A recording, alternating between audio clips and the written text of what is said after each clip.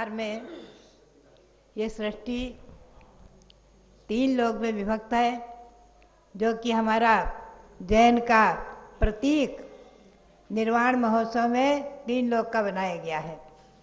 आपके यहाँ 3 लोक की रचना हर विंडो में बनी हुई है। ये 3 लोक की रचना ये सारे विश्व का प्रतीक, सारा विश्व और चराचर प्राणी जीव जीव सब इसी में समाविष्ट है, ध्यान रखें। ऐसे इस 3 लोक में मध्य लोक में सर्वप्रथम जीव का नाम जम्बूद्वीप है और उसको घेर कर लवण समुद्र, उसको चारों तरफ से घेर करके धातकी खंड, उसको चारों तरफ से घेर करके कालोदधी समुद्र, उसको घेर करके चारों तरफ से पुष्कर द्वीप, पुष्करार्थ द्वीप, उसके बीचों बीच में मानसोत्तर पर्वत है। तो आधा द्वीप इधर हो गया, आधा इधर। थोड़ा सा मैं जैन भूगोल बता रही हूँ आपको। वहाँ आप हस्तिनापुर में 13 द्वीप रचना में देखेंगे तो वहाँ आपको पूरा भूगोल समझ में आएगा। जम्बूद्वीप, 3 लोक, 13 द्वीप, वहाँ पूरा जैन तिलोपनति ग्रंथ के अनुसार जो निर्मित है उसमें आप जैन भूगोल को पाएंगे। तो मैं बताना चाहती थी कि कुल 2.5 द्वीप में बीचों बीच में पुष्कर द्वीप के मानसोत्तर पर्वत है, तो आधा उधर हो गया, आधा इधर, तो आधा पुष्कर द्वीप। ऐसे 2.5 द्वीप में कर्म भूमि है, मनुष्यों का अस्तित्व है। तीर्थंकर भगवान और मनुष्य कोई भी मोक्ष प्राप्त करने वाले 2.5 द्वीप के अंदर से ही मोक्ष प्राप्त करते हैं। इसके बाहर भी 2.5 द्वीप से परे असंख्यात द्वीप समुद्र हैं। 8वां द्वीप नंदीश्वर द्वीप है, 13वां द्वीप रुचकवर द्वीप है, 13वें द्वीप तक जिन मंदिर हैं। नंदीश्वर द्वीप में भी 52 जिन मंदिर हैं। यहाँ रचना बनी हुई है आपके 52 जिन मंदिर की। और आप देखते हैं हस्तिनापुर में प्राचीन मंदिर पर भी नंदीश्वर द्वीप रचना है। और जम्बूद्वीप स्थल पर 13 द्वीप के अंदर भी जम्बूद्वीप में जम्बूद्वीप है और 13 द्वीप में नंदीश्वर द्वीप 8वां द्वीप आ गया है। तो वहाँ भी नंदीश्वर द्वीप की रचना है। ये सब जैन भूगोल है। जैन भूगोल में मैं आपको ले चलूँ थोड़ा सा संक्षेप में कि जम्बूद्वीप में 7 क्षेत्र हैं, 6 कुलाचल पर्वत, बीचों बीच में सुमेरु पर्वत। सुमेरु पर्वत के दक्षिण में देवकुरु और उत्तर में उत्तर कुरु नाम से भोग भूमि है। अब पूर्व में और पश्चिम में विदेह क्षेत्र है, उसमें कर्म भूमि। इस चीज को आप हस्तिनापुर में जम्बूद्वीप रचना जो खुले मैदान में है उसमें पाएंगे। पूर्व से जहाँ से आप प्रवेश करते हैं उधर तो है विदेह क्षेत्र, समझे। और शिवंदर युगंधर भगवान के समोसरण आज भी वहाँ विराजमान है, विद्यमान है। भगवान साक्षात विराजमान है। कुंद स्वामी को पंचम काल में भी देव ले गए थे और दर्शन कराया था। दक्षिण में हम प्रदक्षिणा से जब घूमते हैं बाहर से तो दक्षिण में भरत क्षेत्र है। भरत क्षेत्र का नक्शा भी विश्व का नक्शा रखा हुआ है। उस विश्व के नक्शे में हमारा भारत क्षेत्र है। पश्चिम में भी विदेह क्षेत्र है और उत्तर में ऐरावत क्षेत्र। तो मैं आपको संक्षेप में ले चलूं तो जम्बूद्वीप में उत्तर कुरु में जब आप सुमेरु में प्रवेश करने लगते हैं तो आपको एक वृक्ष दिखता है। आपने ध्यान दिया होगा। जम्बूद्वीप जाने वाले तो मैं समझती हूँ कोई लोग यहाँ बच्चे नहीं होंगे जो हस्तिनापुर में जम्बूद्वीप का दर्शन नहीं करते हों। तो प्रवेश करते समय एक जम्बू वृक्ष है, उसकी शाखा पर एक मंदिर है छोटा सा। यहाँ तो छोटा सा दिखाया गया है, 1.5 फुट का यानी 1.25 फुट का। उसमें लगभग 9 इंची की या 1 फुट की हो सकती है भगवान की प्रतिमा विराजमान है। उसका नाम है जम्बू वृक्ष। और इधर है सालमली वृक्ष। दूसरी तरफ 2 वृक्ष हैं जम्बूद्वीप में, धातु के बनाए गए हैं। तो अकृत्रिम जो जम्बूद्वीप है, अकृत्रिम जम्बूद्वीप ये तो कृत्रिम बनाया गया है, ये नमूना है, क्या नमूना आपको दिखाया गया है। जो अकृत्रिम जम्बूद्वीप है उसमें जो जम्बू वृक्ष है वो बहुत बड़ा है, उसकी शाखा भी 4 योजन के अर्थात कोसों की शाखाएं हैं, बड़ी बड़ी शाखाएं। उनकी शाखा पर जो जिन मंदिर है वो 1 कोस लंबा है, आधा कोस चौड़ा है, समझे? 1 कोस लंबा, आधा कोस चौड़ा, 1 कोस ऊंचा, इतना बड़ा मंदिर है शाखा पर। शाखाएं बहुत बड़ी हैं, आकृतिम जिन मंदिर, उसमें 108 जिन प्रतिमाएं हैं। ऐसे ही सालमली वृक्ष है। तो जम्बू वृक्ष यानी जामुन का वृक्ष, जम्बू यानी जामुन संस्कृत में, संस्कृत में उसे जम्बू कहते हैं, हिंदी में उसका नाम है जामुन, जामुन का वृक्ष। और जामुन के फल उसमें लगे हुए हैं। यहाँ भी फल दिखाए गए हैं, कई बार आपके बंदर तोड़ तोड़ करके उन फल को कुचल देते हैं, समझे?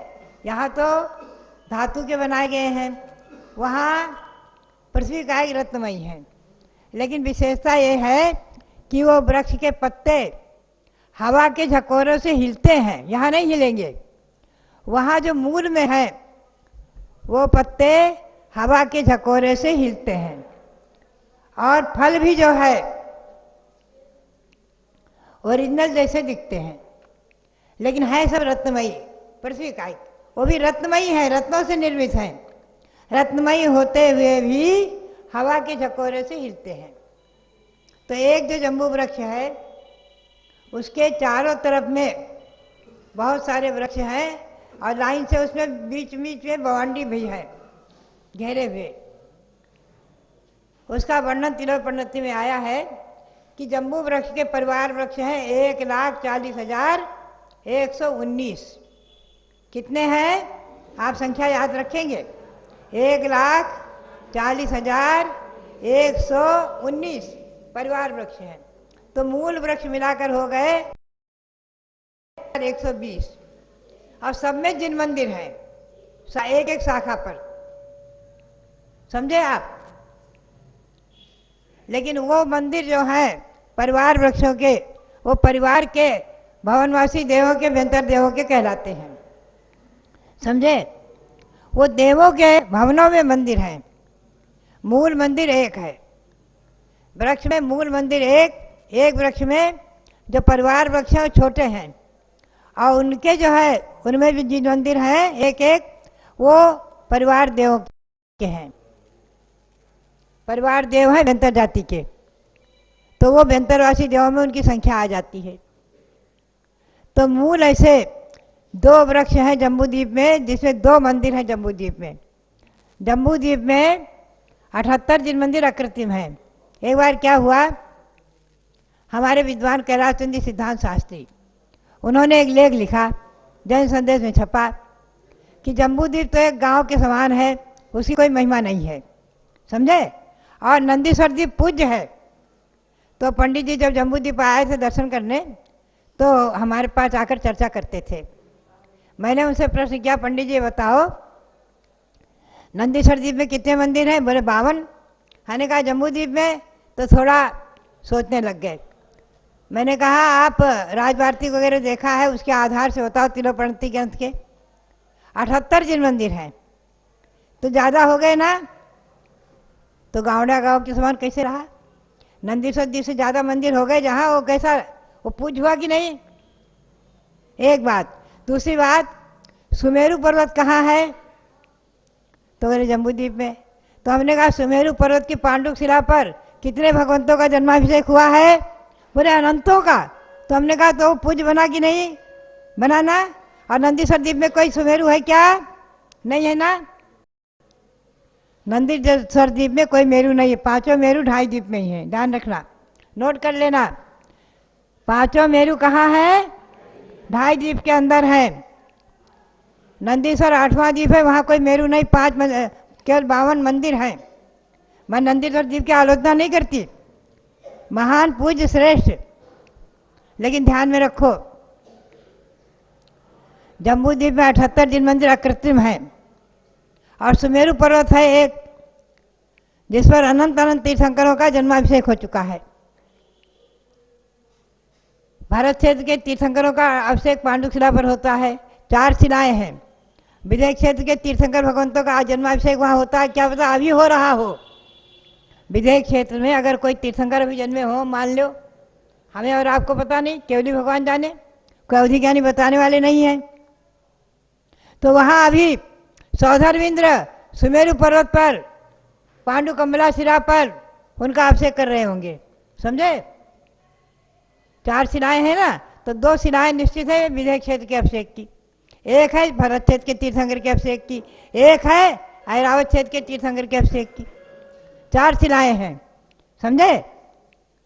तो क्या पता अभी अभिषेक हो रहा हो, कोई तीर्थंकर जन्मे हो, क्योंकि विदेश क्षेत्र में हमेशा तीर्थंकरों का जन्म होता रहता है, हमेशा ध्यान रखना। कभी भी वहाँ तीर्थंकर होते हैं, वहाँ हमेशा चतुर्थ काल ही रहता है। जैसे भगवान ऋषभदेव के समय काल था, वैसा ही समय वहाँ हमेशा हमेशा चतुर्थ काल ही रहता है, ये बात ध्यान में रखना। तो वहाँ पता नहीं आज भी अभिषेक हो रहा हो, किसी तीर्थंकर का जन्म हो गया हो, किसी तीर्थंकर का गर्भ कल्याणक बनाया जा रहा हो, क्या पता किसी का दीक्षा कल्याणक, किसी का केवल ज्ञान कल्याणक बनाया जा रहा हो। तो बात यही है कि ये सब जैन भूगोल हमें तिलोक प्रणति तिलोक सार के आधार से समझना चाहिए, पढ़ना भी चाहिए, समझे।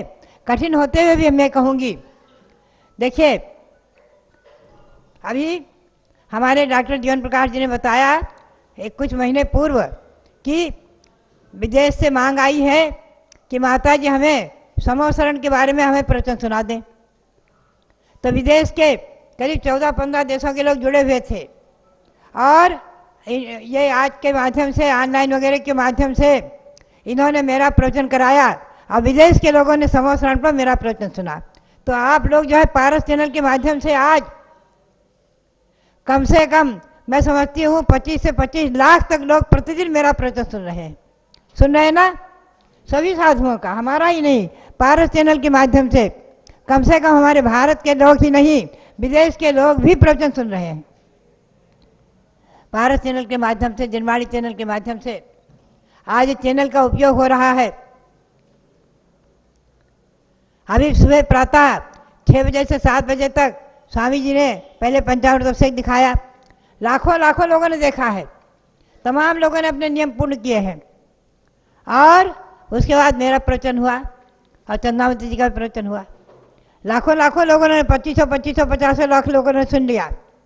जब भगवान ऋषभदेव का महामस्तकाभिषेक ऊपर हो रहा था ना, कहाँ, मांगी तुंगी पर, तब इस पारस चैनल के आयोजकों ने हमें बताया कि माता जी इस समय 2.5 करोड़ लोग देख रहे हैं, 2.5 करोड़ लोग, 2.5 करोड़ टीवी खुली है। हाँ, 2 करोड़ 90 लाख टीवी खुली हुई है। आप बताएं कितना लोगों ने अभिषेक देखा है भगवान का, और पुण्य संचय हुआ कि नहीं। बेमालूम जो अभिषेक की महिमा नहीं भी समझते हैं, बिना रुचि के, बिना इच्छा के, उनको भी पुण्य हुआ कि नहीं। आप अगर मिश्री शक्कर का टुकड़ा मिश्री बे इच्छा के, बिना इच्छा के कोई आपके मुंह में जबरदस्ती डाल दे तो कैसा लगेगा स्वाद, मीठा लगेगा ना कि कड़वा, मीठा ही लगेगा। जबरदस्ती भी अगर बिना जाने भी आप अगर मिश्री का टुकड़ा मुंह में रखते हैं तो उसका स्वाद मीठा ही लगेगा। बिना जाने भी अगर कोई हाथ जोड़ता है मंदिर के, आपके बाहर से निकले कोई हाथ जोड़ लिए मंदिर के, उनको उसका पुण्य मिल गया, बिना जाने भी, बिना देखे भी, बिना सोचे भी। आज भरत भगवान कराट प्रेस में विराजमान हुए हैं, अभी दिल्ली में, बाहर से उनके दर्शन हो रहे हैं। जैन नान जैन कोई भी, किसी भी जाति के लोग उधर से निकलते हैं तो मैं देखती हूँ प्राय हाथ जोड़ लेते हैं, उनको पुण्य मिल जा रहा है। बात यही है, भारत के नाम से हमारे देश का नाम भारत, ये जैन पुराण में है। वैदिक पुराण में हमें 22 जगह मिला, वैदिक ग्रंथों में हमें 22 जगह मिला कि ऋषभदेव के पुत्र भरत के नाम से हमारे देश का नाम भारत। इसी भावना को लेकर के मैंने दिल्ली में भरत भगवान की मूर्ति विराजमान करने की प्रेरणा दी। तीर्थंकर भगवान तो वहाँ है ही है, तमाम बहुत विराजमान है। मेरी प्रेरणा से भी कमल मंदिर में भगवान ऋषभदेव विराजमान हैं, अनेकों वहाँ कई जगह। तो बात यही है कि मैं बता रही थी कि इस जम्बू वृक्ष के परिवार वृक्ष आदि, तो मैं संक्षेप में आपको ले चलूं। मेरा कहना यह था कि दान भी जो रुचि से देंगे, बिना रुचि के भी देंगे, एक नया पैसा भी देंगे, वो दान उनका आगे जाकर के 1000 गुना नहीं, लाख गुना नहीं, अनंत गुना होकर फलेगा। ये नियम है। भगवान के मंदिर के लिए, तीर्थों के विकास के लिए दिया गया दान अनंत गुना होकर फलेगा। ये शास्त्रों में कहा हुआ है। तो मैं आज इतना ही बताना चाहूँगी कि मूल में वृक्ष 10 हैं। जम्बू वृक्ष, सालमेन वृक्ष 2 यहाँ हमारे जम्बू द्वीप में है। धात्ती खंड में 4 हैं। 2 धात्ती वृक्ष यानी आंवले के वृक्ष, और 2 सालमली वृक्ष, और पुष्करार द्वीप में 4 हैं। 2 पुष्कर वृक्ष और 2 सालमली वृक्ष, ऐसे 10 मूल वृक्ष हैं। उन 10 वृक्षों के 10 व्रत हैं। बहुत सरल है, समझे। ये पुस्तक आपको मिलेगी जो व्रत करेंगे। 10 वृक्षों के 10 वृक्ष, 10 व्रत, और उनके परिवार वृक्ष जो है सब मिला करके देखो, परिवार वृक्ष सबके मिला करके 36,43,120 परिवार वृक्ष सब मिलकर हो जाते हैं। 36,43,120। इन वृक्षों में सब में जिन मंदिर हैं, उतने जिन मंदिरों की वंदना आपकी हो जाएगी 10 व्रत करने से। महिलाएं भी ध्यान दें, पुरुष वर्ग भी ध्यान दें, बालक बालिकाएं सब ध्यान दें। ऐसे वृक्षों के ये अकृत्रिम वृक्ष जिनालय व्रत इसका नाम है। अकृत्रिम वृक्ष जिनालय व्रत, अकृत्रिम वृक्ष जिनालय व्रत। इसमें 10 उपवास हैं। उपवास करो, या शक्ति नहीं तो एक आसन करके भी कर सकते हैं। एक आसन करके भी 10 व्रत किए जा सकते हैं। 10 व्रत में आपको 36,43,000 अधिक उपवासों का, व्रतों का फल मिल जाएगा, उनकी वंदना का फल मिल जाएगा। खाने पीने की बात बताने वाले तो, अरे ये हम क्या बताएंगे, साधु तो देखो त्याग करेंगे, त्याग की बात बताएंगे। देखो जिसके पास, देखो जौहरी की दुकान पर जाओगे तो क्या मिलेगा? वहाँ कहो आप चना मटर मिल जाए, नहीं मिलेगा। वहाँ तो जवाहरात मिलेगी। और आप सोने चांदी की, सर्राफ की दुकान पर जाओगे, सोना चांदी की बात करोगे। कपड़े वाली की दुकान जाओगे, कपड़े मिलेगा। हमारे पास आओगे, त्याग की बात मिलेगी। हमारी बात सुनोगे, हम तो त्याग की बात बताएंगे। तो देखो बात यह है कि ये 10 वृक्ष के व्रत हैं, अकृत्रिम वृक्ष जिनालय व्रत। जो व्रत करेंगे उनको पुस्तक मिल जाएगी। और 10 व्रत में आपको लाखों लाखों 36 लाख वृक्ष के जिन मंदिर के वंदना का पुण्य मिलेगा, समझे। 36 लाख कुछ हजार जो है वृक्षों के, मंदिरों के, भगवंतों के दर्शन का पुण्य मिल जाएगा। और आगे चला जाकर के इन अकृत्रिम वृक्षों के मंदिरों के वंदना का पुण्य मिलेगा। देखिए रिद्धिधारी मुनि अपनी आकाश रिद्धि से जाकर के इन मंदिरों का दर्शन कर आते हैं, समझे। और विद्याधर दर्शन कर आते हैं। हमें और आपको सुलभ नहीं है। आज कृत्रिम रत्ना बनी, उनको देख लेते हैं। तो शास्त्रों के आधार से इन 10 व्रतों को करने वाले के लिए लाखों लाखों मंदिरों की वंदना का पुण्य मिलेगा। इसलिए देखिए बात है, स्वामी जी अपनी बात सुनाते हैं, है ना। हम अपनी बात सुनाएंगे, हम कहेंगे कोई ना कोई व्रत ले लो तो हमारा व्यापार सफल हो जाए। हाँ हमको है कि नहीं? हमारा कुछ तो हमारा भी तो कोई, हमको भी तो लाभ मिलेगा। तो बात यही है कि देखो शास्त्री नगर पहले भी मेरा आना हुआ है, शायद एक बार, हाँ 2 बार आए हैं। तो मेरठ तो कोई दूर नहीं है।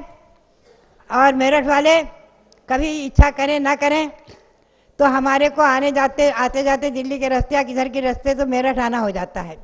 लेकिन मैंने देखा है मेरठ वालों ने अनेकों बार पुरस्कार भी किए हैं।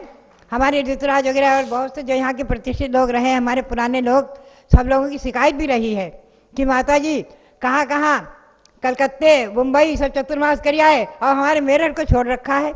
और दिल्ली में हमारे 11 चतुर्मास हो गए, लेकिन मेरठ नहीं, एक भी नहीं हुआ। तो मेरठ वालों की शिकायत भी है, हमको बहुत से लोग शिकायत भी करते हैं। लेकिन कभी हो सकता है कभी योग भी बन जाए, कोई बड़ी बात नहीं है।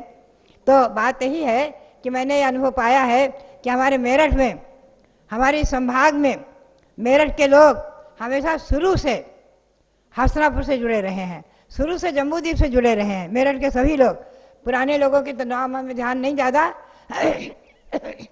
हमारे शीतल प्रसाद जी थे, जितेंद्र जी थे और राजकुमार जी थे और बहुत से लोग जो है, मूलचंद जी और उनके परिवार के लोग, जय कुमार जी, ये सब पुराने ज़माने से ही।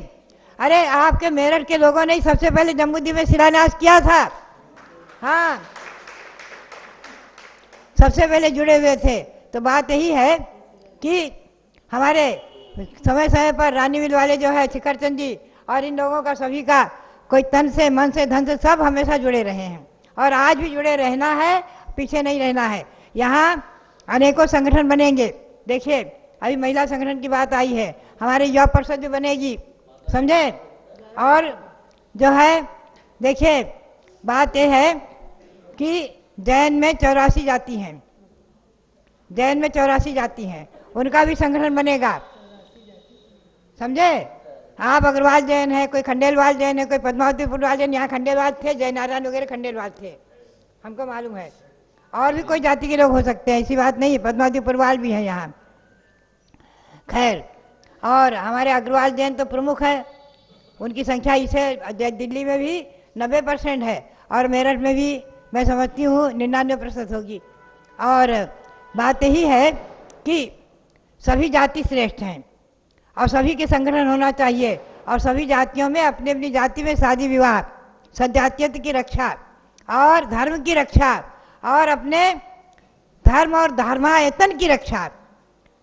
देखिए, जाति की रक्षा, कुल की रक्षा, सजातीयता की रक्षा, धर्म की रक्षा, धर्मायतन की रक्षा और धर्मायतनों की जीर्णोद्धार, विकास, ये सब मेरठ में, मेरठ के लोग करने वाले कभी पीछे नहीं रहे, न दिल्ली के लोग पीछे रहे। मैंने अनुभव किया है।